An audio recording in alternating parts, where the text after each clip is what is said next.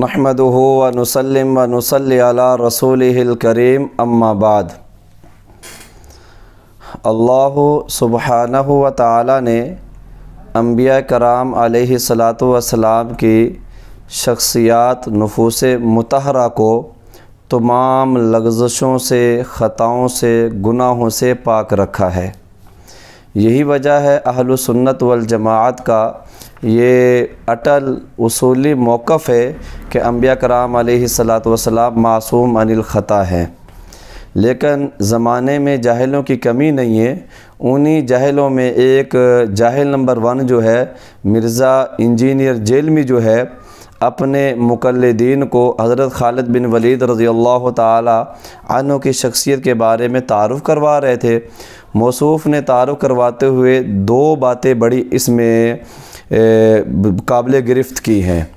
موصوف کہتے ہیں کہ آپ صلی اللہ علیہ وآلہ وسلم کے جو مبارک دانت ٹوٹے تھے غزوہ احد کے اندر، وہ خالد بن ولید رضی اللہ تعالی عنہ کی وجہ سے ہیں۔ آگے انہوں نے واقعہ بیان کیا درے والا۔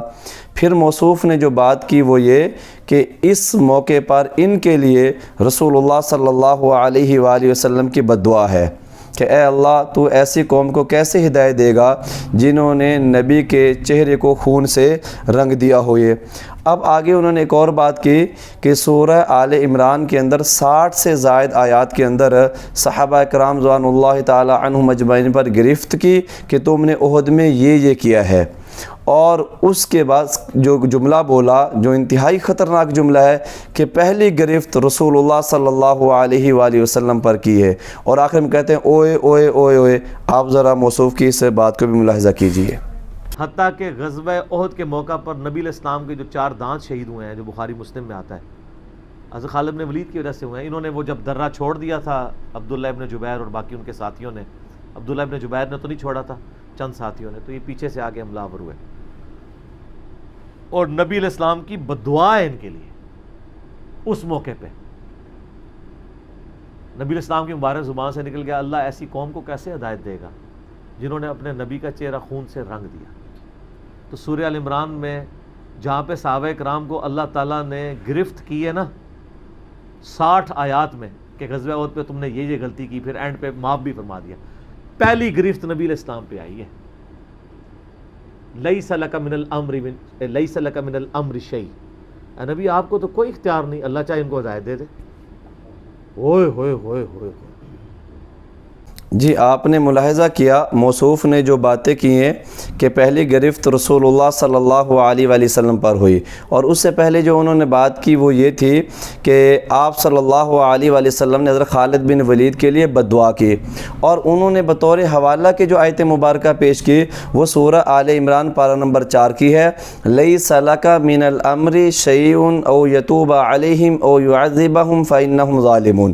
ہم اس کا ذرا تحقیقی جائزہ پیش کرتے ہیں کہ آپ صلی اللہ علیہ وآلہ وسلم نے حضرت خالد بن ولید رضی اللہ تعالیٰ عنہ کا نام لیا ہے یا نہیں لیا ہے۔ یہ میرے پاس تفسیر مظہری ہے، اس کی جلد نمبر 1 ہے، اور پارہ نمبر 4 کی تفسیر میں صفحہ نمبر 256 پر یہ آیت مبارکہ آ رہی ہے۔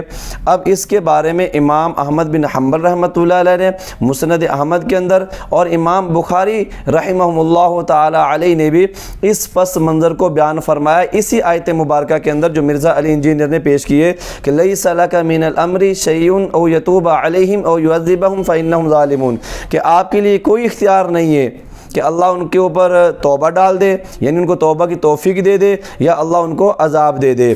اب آپ صلی اللہ علیہ وآلہ وسلم کے اس آیت مبارکہ کے شان نزول کو امام بخاری نے بھی بیان کیا ہے، امام احمد بن حنبل رحمہ اللہ تعالی علیہ نے مسند احمد کے اندر بھی بیان کیا ہے۔ اب ہم دیکھتے ہیں کہ اب ان ائمہ محدثین نے ان میں جو نام لیے ہیں 4، مرزا علی انجینئر نے وہ نام نہیں لیے، کیونکہ مرزا علی انجینئر خاندان بنو امیہ کے اوپر جو چورن بیچتا ہے اس میں سے نام آتے ہیں 2۔ اب میں آپ کو بتاتا ہوں، ان میں امام بخاری، امام احمد بن حنبل رحمہ اللہ تعالیٰ علیہ نے حضرت ابن عمر رضی اللہ تعالیٰ عنہ کی روایت سے بیان کیا ہے کہ حضرت ابن عمر کا بیان ہے کہ میں نے خود رسول اللہ صلی اللہ علیہ وآلہ وسلم سے سنا، فرما رہے تھے، یہ غزوہ احد کا واقعہ ہے اور زخمی ہونے کے بعد کہا یہ اے اللہ فلاں شخص پر لعنت کر۔ اسی کے اندر ایک اور روایت بھی آتی ہے کہ آپ صلی اللہ علیہ وسلم نے نام لے کر فرمایا اے اللہ سہیل بن عمر پر لعنت فرما، صفوان بن امیہ پر لعنت فرما، حارث بن ہشام پر لعنت فرما۔ اس طرح حضرت ابو سفیان رضی اللہ تعالی عنہ کا نام بھی آیا اس کے اندر۔ آگے فرماتے ہیں کہ اللہ تعالیٰ نے ان سب کو توبہ کی توفیق عنایت فرما دی ہے۔ یہ روایت موجود ہے۔ اب مرزا انجینئر نے یہ نام نہیں لیے اور کہا کہ اللہ کے پیغمبر نے حضرت خالد بن ولید کے لیے بد دعا کی۔ یہاں پہ تو اللہ کے پیغمبر نے لفظ قوم استعمال کیا ہے۔ قوم کیا ایک فرد کا نام ہوتا ہے؟ قوم تو پورے مجموعے کا نام ہوتا ہے۔ یہاں پر اس آیت مبارکہ کے شان نزول میں جو نام لیے گئے ہیں وہ 4 نام ہیں۔ صفوان بن امیہ کا نام ہے، حارث بن ہشام کا نام ہے، سہیل بن عمر کا نام ہے اور حضرت ابو سفیان رضی اللہ تعالی عنہم کا نام ہے۔ اور یہ چاروں بندے مسلمان ہوئے اور آخر بھی حیات طیبہ کے اندر ہی مسلمان ہوئے۔ پہلی بات تو یہ جو مرزا نے کہا کہ اللہ کے پیغمبر نے حضرت خالد بن ولید رضی اللہ تعالیٰ عنہ کے لیے بد دعا کی، یہ بات اس کی بالکل من گھڑت اور بے سند بات ہے۔ پوری تفاسیر کے اندر حضرت خالد بن ولید رضی اللہ تعالیٰ عنہ کا نام مبارک نہیں آتا۔ یہ نمبر 2، اس نے بات کی کہ پہلی گرفت رسول اللہ صلی اللہ علیہ وآلہ وسلم پر اللہ نے فرمائی ہے۔ یہ گرفت گناہ پر آتی ہے، گرفت غلط کام پر آتی ہے، وعید غلط کام پر آتی ہے۔ یہ صحابہ کرام رضوان اللہ تعالی عنہم اجمعین سے خطا ہوئی، یقیناً ہوئی۔ اللہ نے پھر اس خطا کو معاف بھی فرمایا اور صحابہ کو یاد بھی دلایا کہ تم سے یہ کام ہوئے ہیں، لیکن آخر میں فرما دیا فاعف عنہم واستغفر لہم، اے میرے محبوب آپ ان سے درگزر کیجئے، ان کو معاف کیجئے اور ان کے لیے دعا استغفار کیجئے۔ یہ اب اسی بات کو جو صحابہ کے بارے میں مرزا علی انجینئر نے رسول اللہ صلی اللہ علیہ وآلہ وسلم کی ذات قدسیہ پر بھی اسے فٹ کر دیا ہے۔ یہ نبی کے اوپر گرفت کیسے ہو گئی؟ اللہ تو فرماتا ہے سورہ نجم کے اندر وما ينطق عن الهوى، نبی تو اللہ کی ہدایت کے بغیر تکلم گفتگو کرتا ہی نہیں ہے، تو خطا کیسے ہو گئی؟ تو مرزا علی انجینئر نے یہ موقف جو اہل سنت والجماعت کا تھا، اس موقف سے اجماعی موقف تھا، اس سے انحراف کیا ہے۔ یہ موقف جو ہے کہ نبی پر گرفت کی ہے، یہ دبے الفاظوں کے اندر مرزا علی انجینئر نے اہل رفض یعنی رافضیوں کے موقف کو بیان کیا ہے۔ رافضیوں کا یہ موقف ہے کہ نبی سے غلطی ہو سکتی ہے، جبکہ اہل سنت والجماعت کا موقف یہ ہے نبی سے کوئی غلطی نہیں ہوتی۔ اللہ کے پیغمبر سے تو یہ کہا گیا کہ آپ ایمان اور کفر کے مالک نہیں ہیں، یہ اللہ جانتا ہے کہ کون ایمان اللہ جانتا ہے کون ایمان لائے گا اور کون کفر پر قائم رہے گا۔ اس کا معنی یہ بالکل نہیں ہے کہ رسول اللہ صلی اللہ علیہ وآلہ وسلم پر گرفت کی گئی ہے۔